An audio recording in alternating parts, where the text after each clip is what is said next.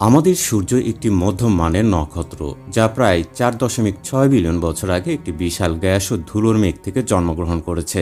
বর্তমানে এটি একটি স্থিতিশীল প্রধান ধারার নক্ষত্র হিসেবে হাইড্রোজেনকে হিলিয়ামে রূপান্তরিত করছে। কিন্তু সময়ের সাথে সাথে এর হাইড্রোজেন জ্বালানি শেষ হয়ে যাবে এবং এটি এক নাটকীয় পরিবর্তনের মধ্য দিয়ে যাবে। চলুন জেনে নেওয়া যাক কি তার পরিণাম। প্রায় 4.6 বিলিয়ন বছর আগে এক বিশাল মহাজাগতিক নীহারিকা থেকে আমাদের সূর্যের জন্ম। মধ্যাকর্ষণের টানে গ্যাস ও ধুলো পুঞ্জীভূত হয়ে তৈরি হয় এক উত্তপ্ত প্রোটোস্টার। এখন সূর্য তার জীবনের সবচেয়ে স্থিতিশীল পর্যায়ে রয়েছে, যা প্রধান ধারা নামে পরিচিত। এই অবস্থায় এটি প্রতি মুহূর্তে হাইড্রোজেনকে হিলিয়ামে রূপান্তরিত করছে। এই প্রক্রিয়া চলবে আরও প্রায় 5 বিলিয়ন বছর। কিন্তু জ্বালানি চিরস্থায়ী নয়।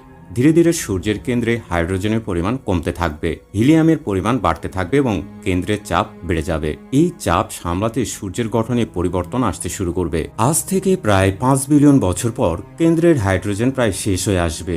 তখন সূর্য ফুলে উঠতে শুরু করবে, হয়ে উঠবে এক বিশাল লোহিত দানব। এর বহিঃস্তর প্রসারিত হয়ে বুধ, শুক্র, এমনকি পৃথিবীর কক্ষপথকেও গ্রাস করবে। পৃথিবীর তাপমাত্রা এতটাই বেড়ে যাবে যে জীবন ধ্বংস হয়ে যাবে।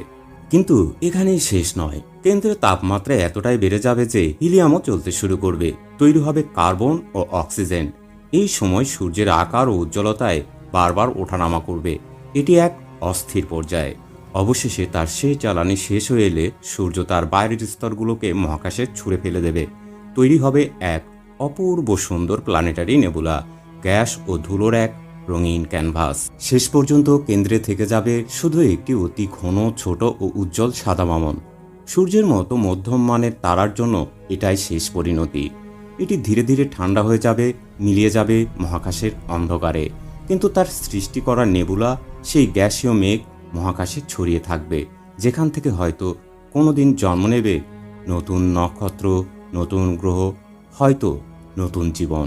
সূর্যের মৃত্যু নয়, এটি একটি রূপান্তর, মহাবিশ্বের চিরন্তন চক্রের একটি অংশ।